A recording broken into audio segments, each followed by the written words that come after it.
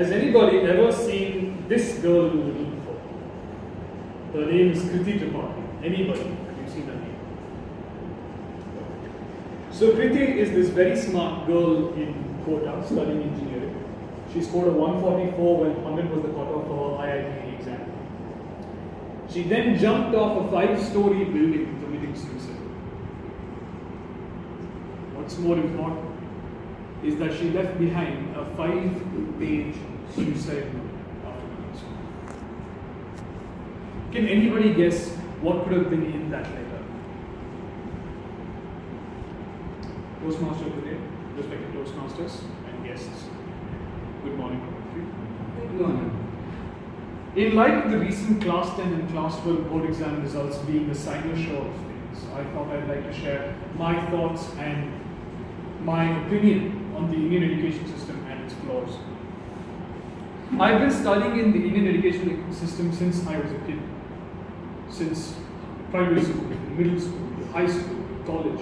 And after having spent 15 years in this system, I believe I have truly grasped the essence of the system.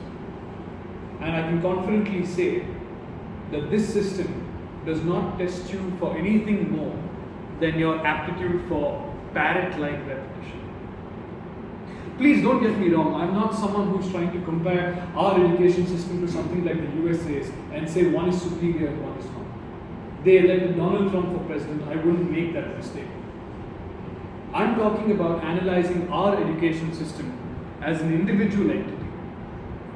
I was a science student. I was studying for my math exam, 12th board exam. I had my school professor and I had my tuition teacher, both helped me. So both of them said, study this question, study that question, it will come in the exam for sure. I said, okay. But only after writing a couple of test papers and mock papers, that's when I realized what they meant was, study this question with the exact same number, with the exact same value. That is what is going to come in the paper. I was shocked. My physics sir, I was very fond of him, very nice gentleman. I asked him, I said, sir, I need help for my exam. He said, okay, son, come. He pulled out a few white papers and he started writing things down. I asked him, sir, what are you doing? He said, wait. I said, okay. He continued. And when he was done, he said to me in Hindi, beta, ye sab ratke jao, paper mein likho, marks milenge. Which in English translates to, son, just memorize this, write it in your exam paper, you will get your marks. I said, okay. The problem here is that half the time I didn't understand half the concepts. If you ask me now to give you the answer for something that I attempted in my 12th board paper, I wouldn't be able to recognize the question, let alone the answer. I have a friend studying psychology, high school psychology, and she tells me 11th and 12th grade psychology students are being tested by questions and answers that they dictated in class. This reminded me of my 6th grade English teacher reciting questions and answers for us to write down because the same thing is going to come in our exam paper. Okay, let's get a little more serious. Has anybody ever seen this kid? Okay. His name is Abhimanyu Sadasi, a very smart kid. He's a 16-year-old studying science in Sharjah. He loved to read, he loved to write. He went to give his 11th grade final chemistry exam. He wrote the paper, he came back. Then, a few days later, he had his math. But something was wrong. His parents were called to school. And that's when they realized that the chemistry exam that he'd given was not a chemistry exam. It was a suicide note written inside the answer.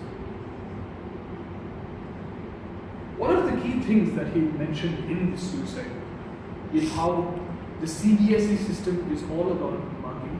There's no understanding, there's no learning. And he also said, please let my death be an example and a reason for a change to occur in this system.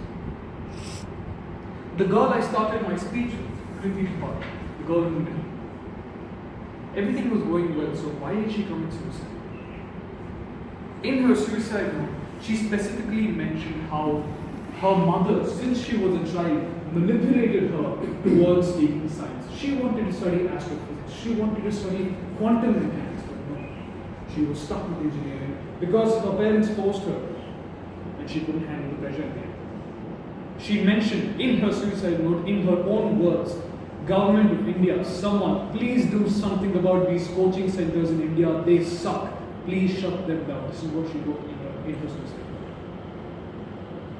I can go on and on, but we're drifting off the point.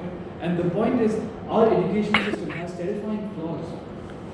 And I would like to conclude my speech by talking about the even more dangerous repercussions that they have. These are the repercussions that our system can go on to produce.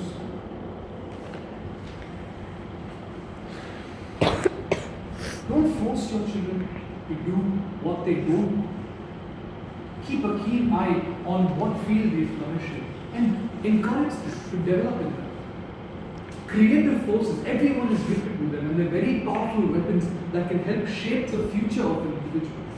And our rigid schooling systems, they have an uncanny knack of killing these creative forces.